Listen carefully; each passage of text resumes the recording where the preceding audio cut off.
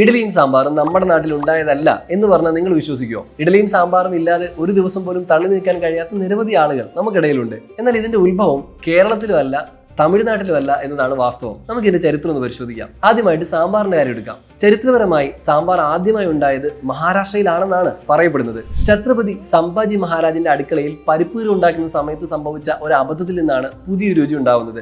സംഭാജി മഹാരാജിന്റെ പേരിൽ നിന്നാണ് സാമ്പാർ എന്ന പേര് തന്നെ വന്നത്. പിന്നീട് തമിഴ്നാട്ടിലെ പാചകക്കാരാണ് ഇതിൽ പച്ചക്കറികളും മസാലയൊക്കെ ചേർത്ത് നമ്മൾ ഇന്ന് കാണുന്ന ഒരു സാമ്പാറാക്കി മാറ്റിയത്. ഇനി നമുക്ക് ഇഡലിയുടെ കാര്യം നോക്കാം. 10ാം നൂറ്റാണ്ടിലെ പല കന്നഡ ഗ്രന്ഥങ്ങളിലും ഇഡലി എന്ന പേരിൽ ഇതിനെക്കുറിച്ച് പറയുന്നുണ്ടെങ്കിലും അന്നത്തെ ഇഡലി ഇന്നത്തെ പോലെ അത്ര മൃദുവായ ഒന്നായിരുന്നില്ല.